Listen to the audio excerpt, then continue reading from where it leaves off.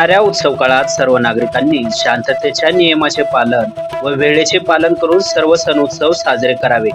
त्याचबरोबर आचारसंहितेचे पालन करून कायदा व सुव्यवस्था राखावं असे आवाहन चाकूर पोलीस स्टेशनचे पोलीस निरीक्षक दत्तात्रय निकम यांनी केले आहे। काल चाकूर पोलीस स्टेशन येथे रमजान ईद, डॉक्टर बाबासाहेब आंबेडकर जयंती व श्रीरामनवमी निमित्त शांतता कमिटीची बैठक पार पडली।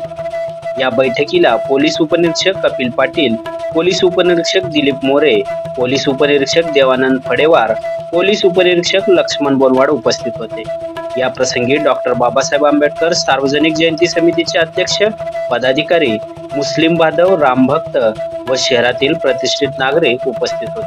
आगामी काळामध्ये येऊ घातलेला सण उत्सव जसं की रमजान ईद आहे 11 तारखेला, 14 तारखेला आदरणीय डॉक्टर बाबासाहेब आंबेडकरांची जयंतीचा उत्सव आहे, त्यानंतर 17 तारखेला श्रीराम नवमीचा कार्यक्रम होणार आहे।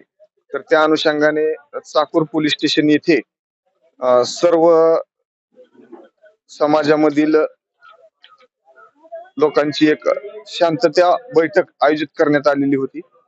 त्यामध्ये डॉक्टर बाबासाहेब आंबेडकर जयंती मंडळाचे कार्यकर्ते, त्याचबरोबर मुस्लिम समाजाचे मौलाना व इतर प्रतिष्ठित व्यक्ती आणि श्रीरामनवमी चा कार्यक्रम आयोजित करणारे रामभक्त हिंदू समाजाचे कार्यकर्ते असे बैठकीला उपस्थित होते।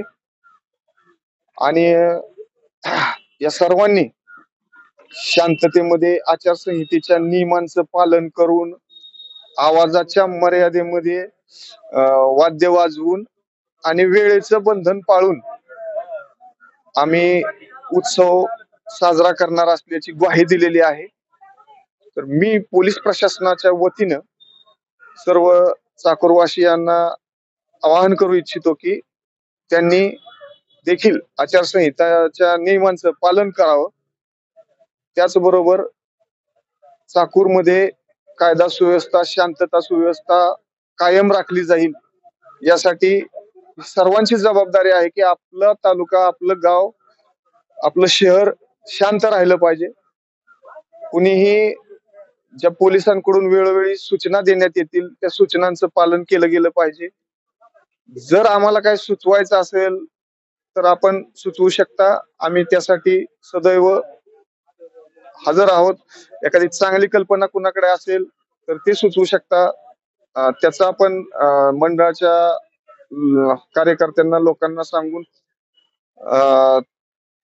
या कार्यक्रम त्याच्यामध्ये ऍड करता येईल। शांतता सुव्यवस्था चाकूर तालुक्यामध्ये अबाधित राहील यासाठी आपण सर्वांनी सहकार्य करावं। त्याचबरोबर आचारसंहितेचं देखील पालन व्हावं।